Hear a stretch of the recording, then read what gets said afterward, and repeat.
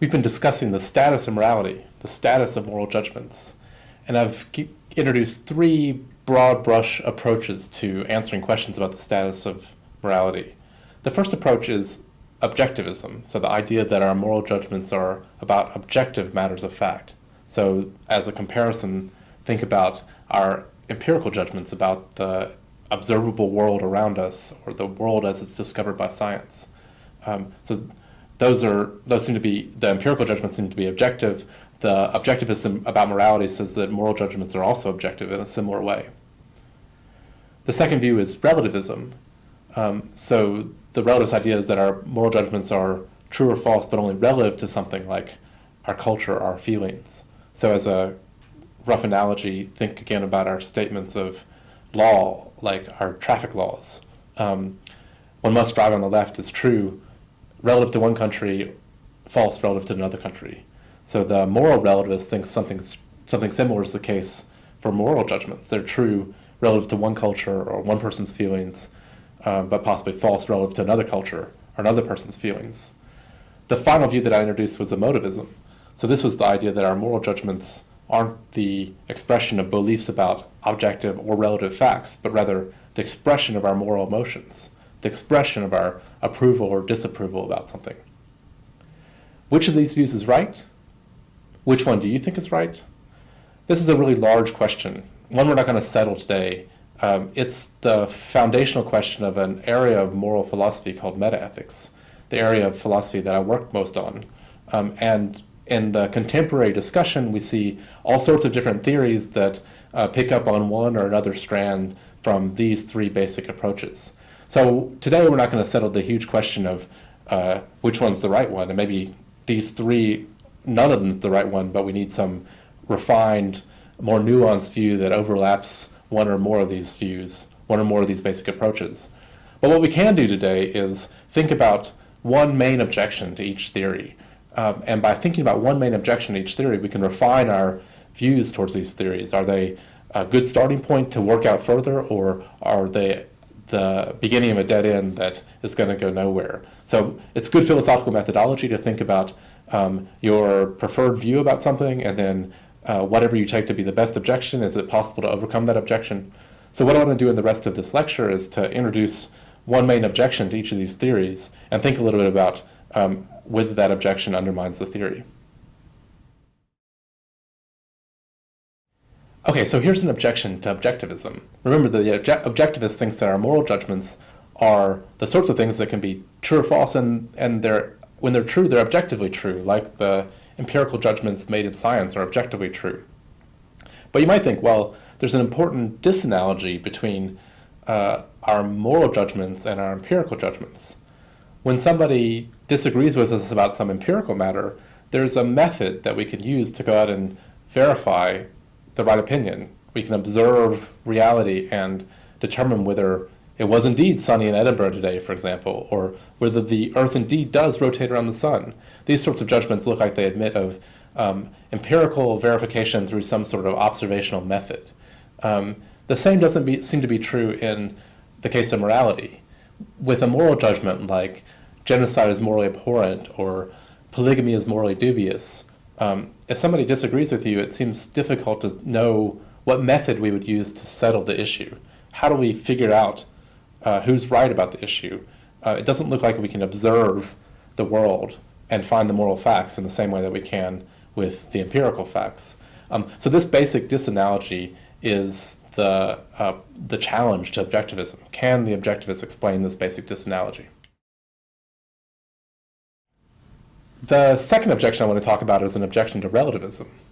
Remember that the relativist thinks that our moral judgments are true or false, but they're only true or false relative to somebody's culture or someone's individual subjective moral feelings. But if that's right, it seems like it's hard to make sense of moral progress. So we think that humanity gets better at being moral in certain ways. So for example, in the past, people thought that slavery was perfectly fine. But now we think slavery is morally abhorrent. That seems like a piece of moral progress. We've gone from a bad view to a good view.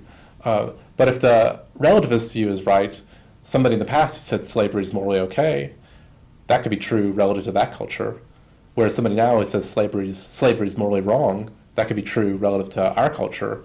And there's sort of difference in opinion, but there's no progress in opinion. So the basic challenge here for the relativist is to explain the possibility of moral progress. The final objection I want to discuss is an objection to emotivism. Remember that emotivism is the idea that our moral judgments aren't beliefs about matters of fact, either objective or relative. They're expressions of our emotions, our emotive reactions to things. They're like saying boo for polygamy or hooray for charity. The challenge this view faces is that it looks like we sometimes reason our way to our moral views, our moral opinions. But if emotivism's right, then our moral opinions are just emotive reactions. They're not reasoned responses to questions about morality. So think about that example of Oedipus's sleeping with his mother Jocasta was morally bad. You might have initially thought, that's right, but then reasoning, oh, well, Oedipus didn't know it was his mother, and so it wasn't culpable what he did, come to think, well, it wasn't morally bad.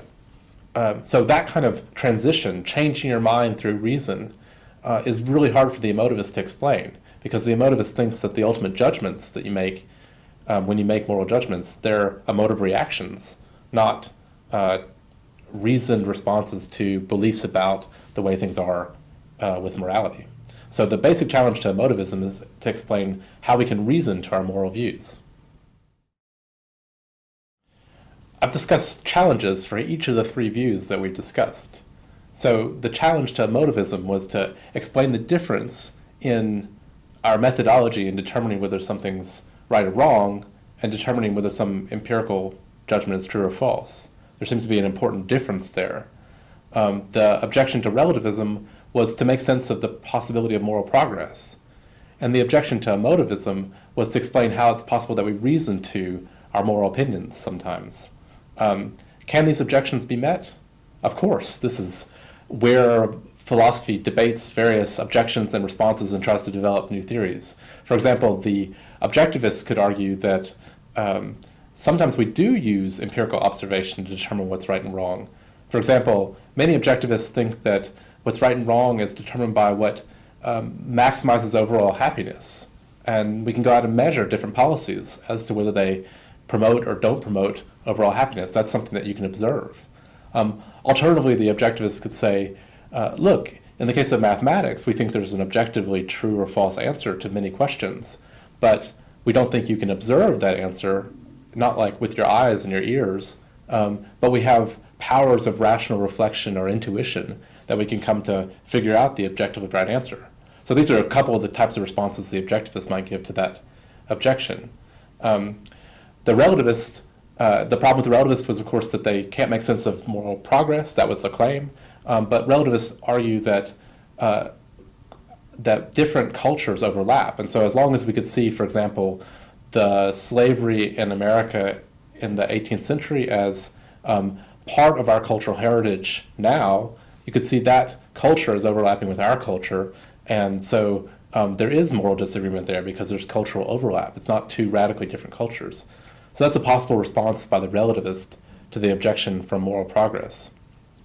Finally, the emotivist can say, remember that the objection was that the emotivist can't make sense of it the way we reason to our moral opinions. But the emotivist could say, look, some of our evaluative reactions to things are in the space of reasons. They are the sorts of things we can reason to. For example, if you prefer A to B and B to C, but you prefer C to A, there's something wrong with your preferences. They're irrational. This is something that's well studied by theorists of preference, theorists of rational preference and choice. That seems like the sort of thing that you could then reason your way to say, oh, well, I need to change my preference about A and C somehow to sort this out so that it's not irrational. But those preferences, they aren't beliefs in objective matters of fact or relative to matters of fact. They're evaluative attitudes. So if you thought of our moral attitudes, our moral judgments as like preferences, and when we make moral claims, we're expressing a certain kind of moral preference rather than just an emotive reaction, then maybe the emotivist, or this is a more refined version of emotivism, could answer that challenge, that we can't make sense of the way we reason to our moral views. So again, that's just one possible response to the objection I mentioned for each of these three theories. You'll have to think yourself about whether you think those responses are compelling or whether there's then counter objections that come up because of the response. But this is the methodology of good philosophy, thinking about how we can refine our views, refine our initial intuitions and opinions in light of the types of objections that people who have different views from us would raise in order to get closer and closer to what we think is the right view about the status of morality. So that's what I wanted to talk to you about today by considering the three theories and then also considering the objections. It's been a pleasure talking to you about the status of morality. These lectures have been free and open to the public, and so I was wondering if I could ask a favor of you back. My favorite charity is a charity called Partners in Health, who are doing some amazing work in public health and healthcare access in places like Rwanda and Malawi and Mexico. So if you'd like to give a little tip to this lecture, you could click on the link to www.pih.org and give a small donation to Partners in Health. I would really appreciate it. Thank you.